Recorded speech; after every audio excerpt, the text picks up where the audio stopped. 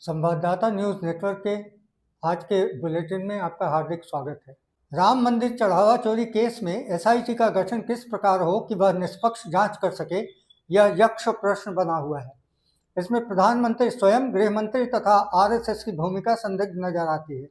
इस चढ़ावा चोरी का संज्ञान कर्नाटक का गृह मंत्रालय क्यों न ले, यह भी बड़ा प्रश्न है, क्योंकि इसके पहले भी ट्रस्ट पर भूमि घोटाले के आरोप लग चुके हैं।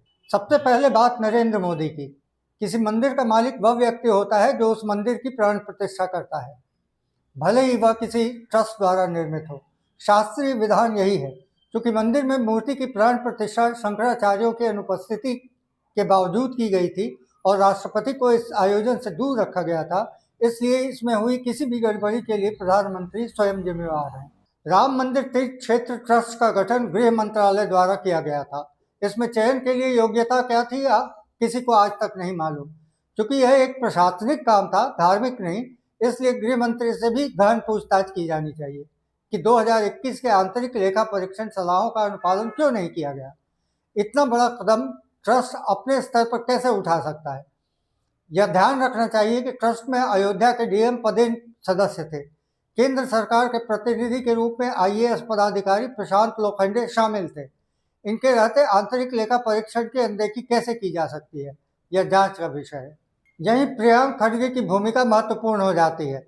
अब उन्हें सीधे सुप्रीम कोर्ट से अपील करनी चाहिए कि उन्हें भी एसआईटी में शामिल किया जाए, ताकि वे ट्रस्ट में शामिल आईएएस पदाधिकारियों से आरएसएस की कार्यप्रणाली को समझ सके तथा मोहन भागवत को क्रॉस एग्जामिन कर सके। बात सिर्फ आंतरिक लेखा परीक्षण की नहीं है, क्योंकि राम मंदिर तीर्थ क्षेत्र ट्रस्ट कोई निजी या धर्मार्थ चैरिटेबल ट्रस्ट नहीं है। इसे भारत सरकार के गृह मंत्रालय ने सुप्रीम कोर्ट के आदेश के बाद गठित किया था। इस वजह से यह ट्रस्ट एक सरकारी अधिसूचना द्वारा स्थापित वैधानिक निकाय है। वैधानिक निकाय में उत्तरदायित्व से बचा नहीं जा सकता। अयोध्या में राम मंदिर के आसपास बुनियादी ढांचे के विकास के लिए भारत सरकार ने बड़े पैमाने पर धनराशि आवंटित की है। दिसंबर 2023 में प्रधानमंत्री नरेंद्र मोदी ने लगभग 11,100 करोड़ की परियोजनाओं का उद्घाटन और शिलान्यास किया, जिनमें अयोध्या हवाई अड्डा, रेलवे स्टेशन का आधुनिकीकरण, रामपथ जैसे सड़कों का चौड़ीकरण और एक ग्रीनफील्ड टाउनशिप शामिल हैं। इनके अलावा उत्तर प्रदेश सरकार ने 2026-27 के बजट में अयोध्या के पर्यटन और बुनियादी ढांचे के लिए 150 करोड़ रुपए का प्रावधान किया। इन निवेशों का उद्देश्य अयोध्या को एक विश्व स्तरीय धार्मिक और सांस्कृतिक पर्यटन केंद्र के रूप में विकसित करना है। क्या इन आवंटनों की सीएजी द्वारा लेखा परीक्षण नहीं किया जाना चाहिए था? क्या लेखा परीक्षण किया गया? क्योंकि आरएसएस राम मंदिर निर्माण को अपनी सांस्कृतिक जीत बताती है।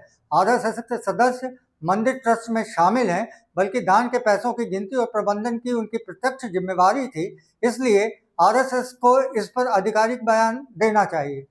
यह कैसे माना जाए कि अनिल मिश्रा ने संगठन को उपकृत नहीं किया? प्रकारांतर से यह कैसे माना जाए कि संगठन बस गुरु दक्षिणा से चलता है? चढ़ावा चोरी को लेकर रोज नए खुलासे हो रहे हैं तथा आरोप लग रहे हैं।